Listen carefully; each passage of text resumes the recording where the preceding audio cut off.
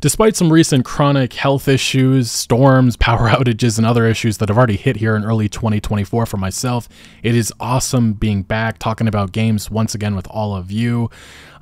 Yeah, I feel like the best way to start off the year is talking about one of the first major releases, that is Suicide Squad Kill the Justice League, which has already been facing a lot of negative attention because it looks like it's going to be the latest in the long list of live service dumpster fires. And the recent previews coming from many mainstream outlets kind of reinforces that once again. We had IGN saying we played it and did not like it. We had VGC saying a few hours with Rocksteady Suicide Squad is not enough to convince. The looter shooter is a long departure from its Arkham trilogy in more ways than one.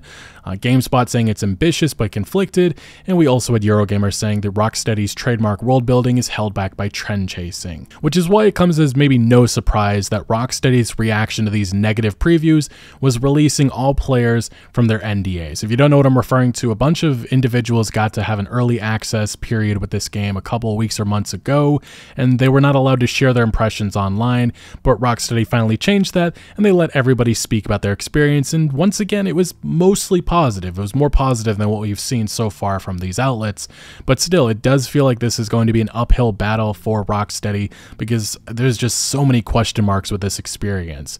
What's even more interesting is the fact that Rocksteady is really trying to fight that association with this being a live service. One of the lead developers on this project recently saying in an interview that they refuse to refer to the upcoming co-op shooter as a live service game. We really don't think of our game as fitting with any particular label.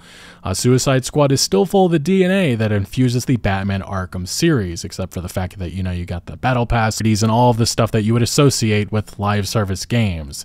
Microtransactions, expansions, updates, and all that stuff to come. And speaking of that, there has already been outlined the first expansion is going to be featuring the Joker, so we'll see what happens with the Suicide Squad. I'm trying to hold out hope that the narrative stuff is at least good, but right now I'm very conflicted with my feelings on this game. Hogwarts Legacy, one of the more controversial releases of 2023. There was a lot of accusations that this game would be damaging to many different communities, and it wasn't. There just hasn't been any of that. A lot of players got to finally jump into the Harry Potter universe, living out their dreams, nostalgia, and I mean, look, the game has been a massive success story for Warner Brothers, and they finally revealed specific data showing that this was an absolute behemoth last year, selling over 22 million copies in 2023, and they've already teased many, many more games from this universe to come. So if you were very much against Hogwarts Legacy Harry Potter, unfortunately that it just did not work. The Steam Awards was a very interesting collection of awards. I say that because of some of the nominations and some of the award winners. Specifically, we had one which it appears to be a troll award, but it has been debated heavily online.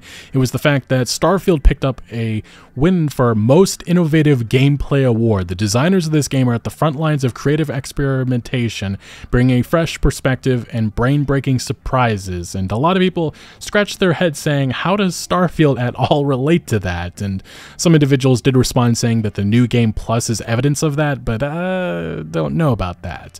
And there was another award. This one was for Labor of Love Award. This game has been out for a while. The team is well past the debut of their creative baby, but being the good parents they are, these devs continue to nurture and support their creation, and Red Dead Redemption 2 somehow picked up this award.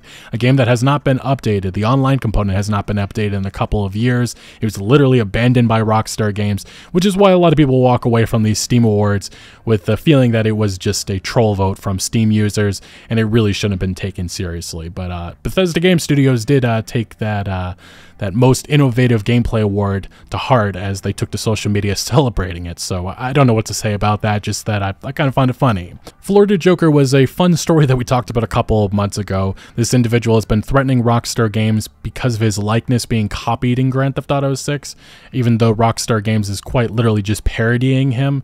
He wanted millions of dollars, threatened legal action. He so far has not done anything, but he recently threatened to join forces with the GTA 6 hacker, the notoriously 17, 18-year-old individual who has now been, I guess he's indefinitely put in a mental hospital, so I don't know what the Florida Joker is trying to accomplish, if he's trying to say he wants to go to that hospital with him. But yeah, I guess he wants to take down Rockstar Games, which I don't know, those Take-Two Interactive lawyers, they're private investigators, they work fast, so I don't know, threatening them does not feel like a smart decision. CD Projekt Red has once again come out saying that they are not interested in being acquired. We believe that in a few years we will be even bigger and stronger. That is their message. There's been a long, I guess you could say, many years of rumors with associations with Microsoft, Sony, of them possibly acquiring CD Projekt Red, but they have continuously come out and said, we are not interested. And for what it is worth, they have already begun work on the next Cyberpunk experience, and they've already detailed some of the things that we could see with this upcoming installment. Cyberpunk 2 actually may have a grander branching storylines based on players' starting life path. One of the big mistakes with Cyberpunk 2077 was those life paths that really were meaningless, and CD Projekt Red is obviously taking that to heart, trying to make sure that they are more meaningful in a sequel, and hopefully, honestly, that this upcoming sequel, which we probably won't see for another 5 or so years, hopefully delivers on everything that we kind of expected with the original installment back in 2020. It is worth mentioning, again, work on Cyberpunk 2 has already begun, and they have called Cyberpunk 2077 just a warm-up. Blizzard has been changing a lot. Obviously, they're now under the Microsoft umbrella, and we recently got a new announcement for Overwatch 2, which just has a lot of people scratching their head once again, as all Overwatch 2 heroes are going to be getting self-healing, and the reaction has been an overwhelmingly, what the heck are you doing, Blizzard? You're ruining the game, which kind of just seems like it's been the MO for Blizzard the last couple of years with all of their IP. For what it is worth, the notorious head of Blizzard, Activision Blizzard, Bobby Kotick, is no longer the head of the company at Activision Blizzard. This happened towards the end of 2023. December 29th was Kotick's last day. So now Microsoft, they've been rearranging a lot of their executives. I think Matt Booty is now overseeing everything. And the big question now is, can Microsoft properly manage over all of these studios? I think there's like 30 to 40 different studios they have, and that is going to be the big question mark the next couple of years. Can they do this all successfully?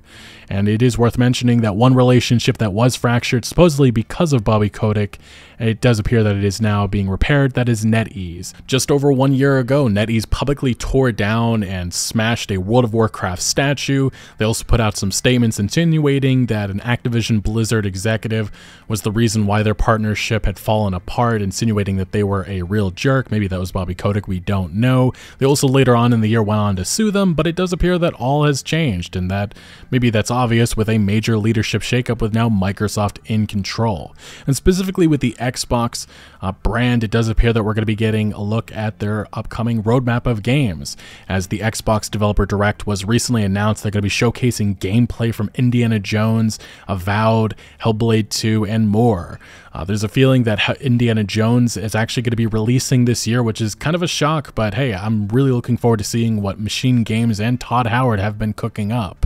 And one game specifically that was announced last month at the Game Awards, we got a very interesting update, Arcane's Blade. This is a major franchise, Marvel IP, and it is that this game may not be releasing for a couple of more years until 2027, and it could actually be a cross-generation title. This is a new kind of problem in this video game industry in which we have many games being announced way too early. One great example would be like the Elder Scrolls 6. The reason why this is happening is because a lot of developers are using these announcements as hiring tools. They say, hey, we're working on these beloved franchises, you want to be a part, join the team now. But it does create the problem in terms of consumers' eyes, in which, you know, we're just ending up having to wait years and years and years for these titles, in which some of them just never release. Or the game's vision just drastically changes and it's a completely different experience than what we originally, thought it to be. One of the more interesting news stories, which really didn't get a lot of attention the last couple weeks, is the revelation that Obsidian Entertainment did in fact pitch a Fallout New Vegas-like experience for the Elder Scrolls, but Bethesda said, nah, we're good, thanks. And I believe Obsidian also pitched a couple of other Fallout New Vegas-like games, and Bethesda also said, nah, we're good, thanks. And a lot of that makes sense. I mean, in the last 10 years, let's think about the Elder Scrolls. We had Skyrim that came out, and then the 1,000 of re-releases the last decade or so. But outside of the Elder Scrolls, we had Blades, which was a mobile-like game, or it was a mobile game, which was not very good. It was literally pay to win. And then there was the Elder Scrolls Online, which has been consistently getting updates for the last, 9 or so years. It's gotten a lot of content, and that has been the attention for the franchise. I mean, we have not seen anything specifically coming from Bethesda Game Studios. We're all waiting for the Elder Scrolls 6, but Bethesda obviously wanted the Elder Scrolls Online to be the that would be the only Elder Scrolls, because that's where you make that recurrent consumer spending. And also, I don't think Bethesda wants to be upstaged. That's always been the problem with the New Vegas, and why I don't think we've seen a New Vegas 2, and it's because of the fact that it brings negative attention to Bethesda game studios.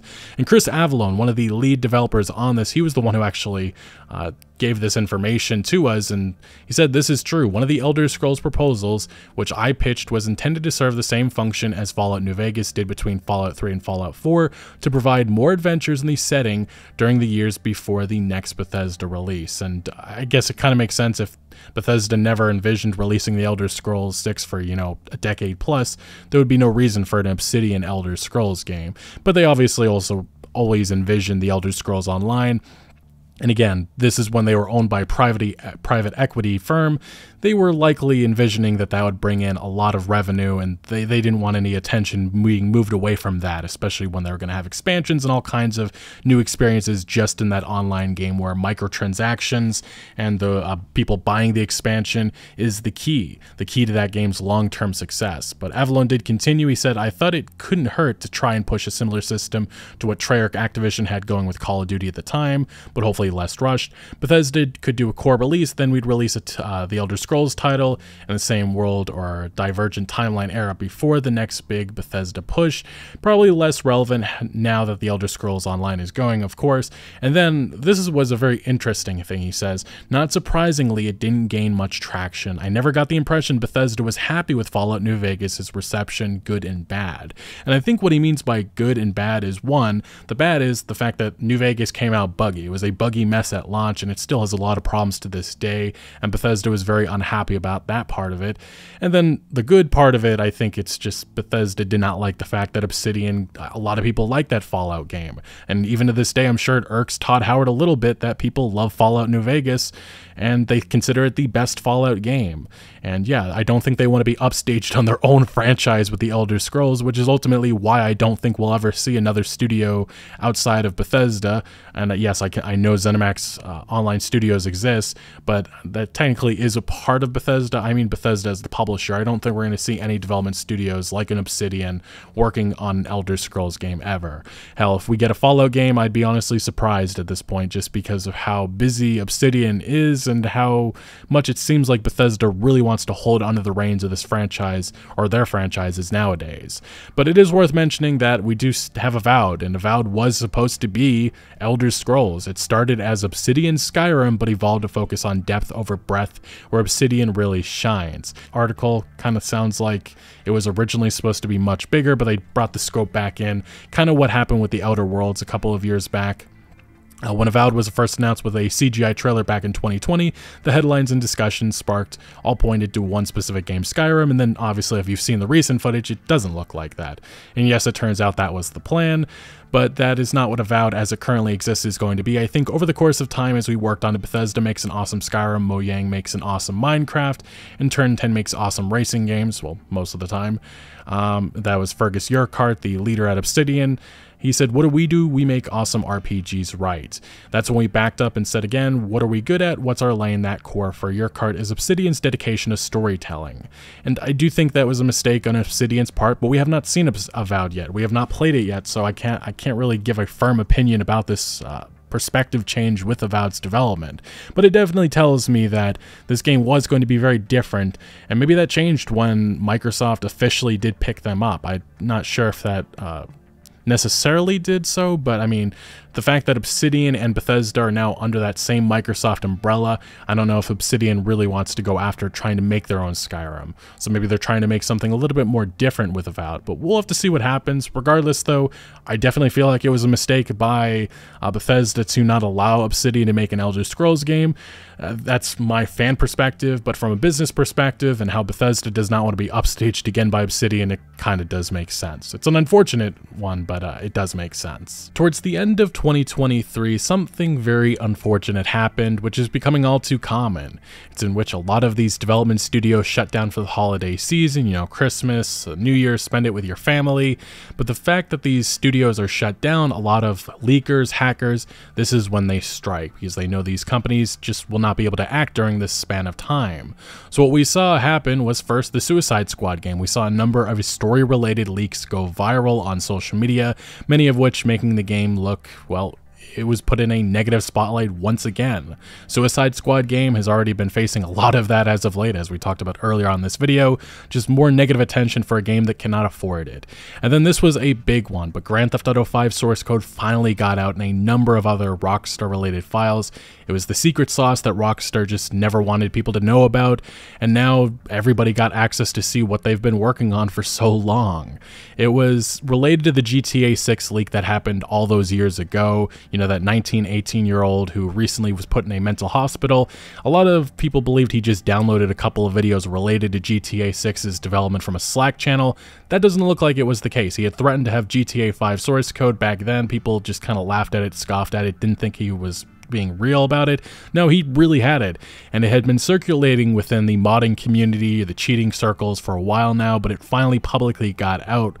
And, well, it has been damaging for Rockstar Games. They only recently started to take down a lot of this material online, but we did get some interesting revelations about the company.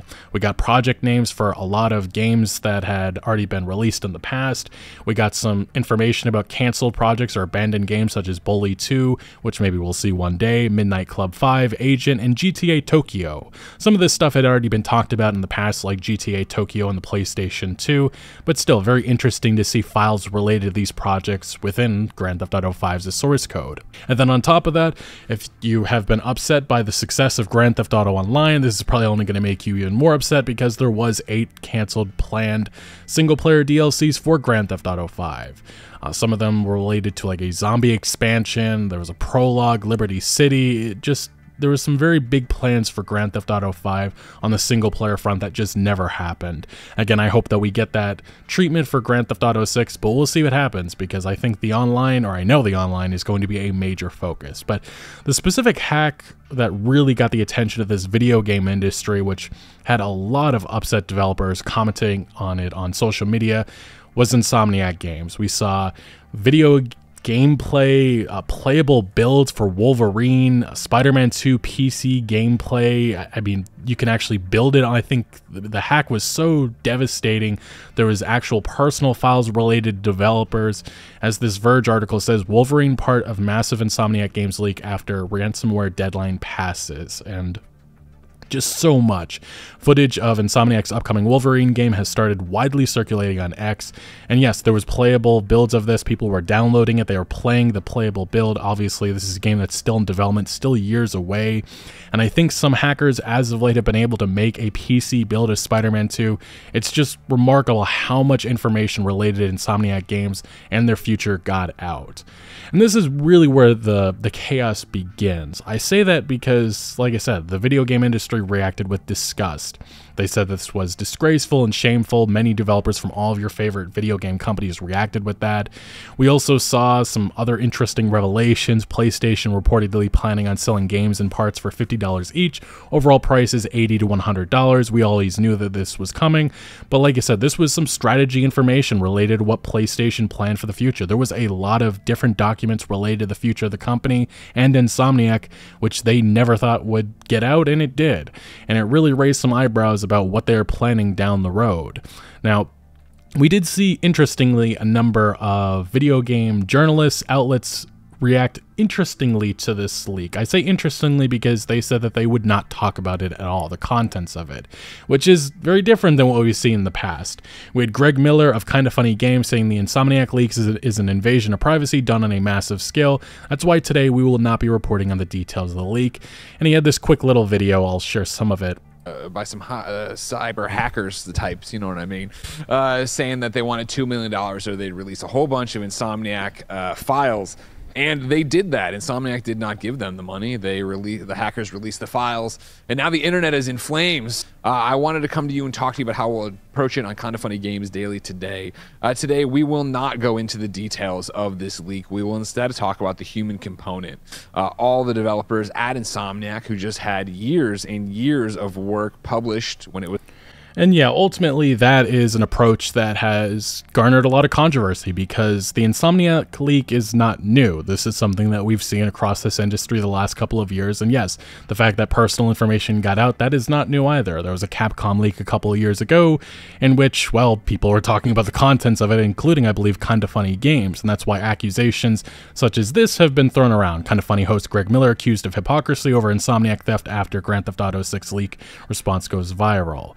And the thing is, Grand Theft Auto 6 is not the only example that could be brought up, and Greg Miller has gone after that example, I believe, in some responses and such, but we also did see some other outlets such as Timur Hussain, I believe he runs GameSpot, he's an editor, said really feel for the Insomniac crew, not just because it's putting all of their work out there, but also their lives. It's awful. This isn't a leak, it's a malicious breach that endangers people. Won't be covering the cons of it on GameSpot. And yeah, a lot of developers very much were in support of that, except we had Tom Warren, another journalist. He runs, I believe he's a senior editor or somebody at The Verge, saying, genuinely curious what the difference here over covering the Capcom hack or GTA 6 hack. Y'all cover the contents of both in detail. So I guess the feeling that a lot of people are kind of throwing at these outlets now is that it's, you guys are being a little hypocritical now. I mean, a lot of developers and stuff are going after a lot of different outlets for them covering this Insomniac hack, and it seems like these individuals maybe just trying to cover base and trying to say, hey, we're the good guys, when in reality, I mean, you guys have done the same exact shit in the past.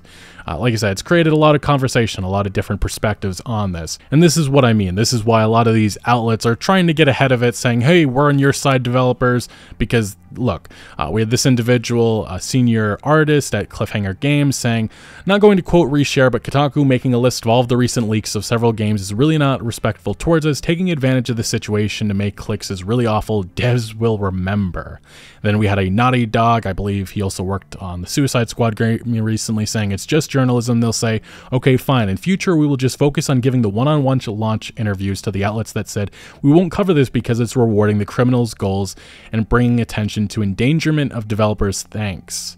And a number of developers, again, from EA, Bethesda, BioWare, Blizzard, Activision, all of the big studios agreeing with the sentiment that this individual shared, and many of the other posts that we're about to go over. The co-creative director at Arcane saying, last thing I'll say, games are made by people that care about how their work, the fruit of their gut and sweat and sacrifices get in front of the eyes of those who are making it for the players. We are not PR firms, we are not our companies, we care about our games. A dev roadmap is an AMKTG or marketing plan. It's a representation of goals. I respect every journalist's choice to report on news, but I really take offense in conflating us with cold, abstract things like marketing plans or rich companies.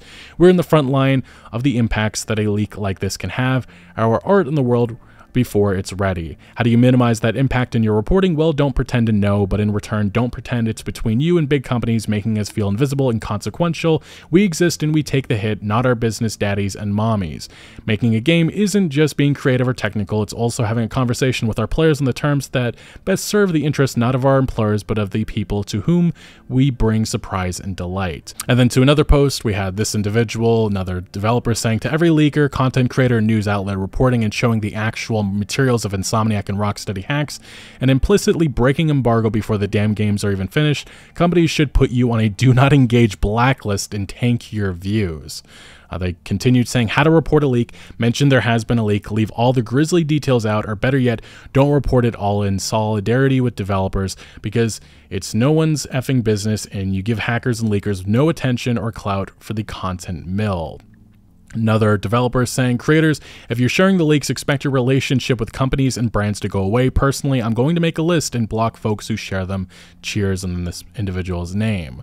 Adding, it also hurts your fellow creators, even those that are sharing them. Why creators will be deemed a risk. With that, things like early access previews go out the door.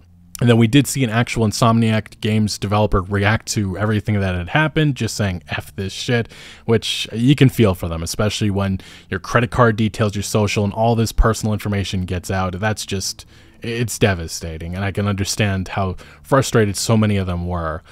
We also saw this, all of this, when a studio or dev accidentally lets slip info in an interview, court document, or whatever, report away. That's a leak. This was a malicious hack and a ransom. Reporting on the specifics enhances future ransom value and encourages more malicious data breaches. And then they had actually responded to a lead developer at Respawn Entertainment saying, I'm exhausted by this industry's posturing for devs and zero peer accountability around leaks. You'll see it all over your feeds today, but don't forget they'll profit from leaks. There's a difference in reporting the events and detailing the contents of the leak. Do better. Another developer saying, to everyone who causes leaks, but also all the journalists, influencers, creators, gamers, and video game fans who share these leaks, where are your morals and love for the cause that affects either your livelihood, a large part of your free time, or even both? You are damaging the culture, changing how devs value their own work, and you as a customer, you are harming your favorite studios, the development of the games, and ultimately the people who build them. And then finally, we got another response coming from another game developer saying, really simple, folks. Share information revealed in a leak which exposed and endangered a lot of industry professionals, immediately lose credibility and participation from the rest of us. So yes, a lot of them voicing out, wanting a boycott of the outlets, journalists, creators, individuals that have talked about the specific contents of the Insomniac leak. A lot of frustration surrounding this situation, and I don't think there is one single perspective which is the right one about handling leaks in this video game industry, but I think I do feel like the secrecy of this video game industry is one reason why there's so much attention on the contents of a leak like what has happened with Insomniac games. I don't know if the approach is that these video game industry companies and everybody just needs to be more forthcoming with how the development process works and what's going on behind the scenes, but I definitely feel like there would be a lot less attention on stuff like this if there was a little bit more publicity with how video games work and the development process. But that'll never happen, and regardless, this situation just is a nightmare for Insomniac Games, and right now they're still battling all of these leaks which just continue to emerge on my timeline as more and more contents get leaked and shared. So what do you make of this Insomniac situation in which so much gameplay, so much information got out? Let me know your thoughts down in the comment section below. Also, let me know your thoughts on all the other video game stories that we talked about today. Leave a like if you did enjoy this video. Consider subscribing for a lot more videos like this, and I'll see you later.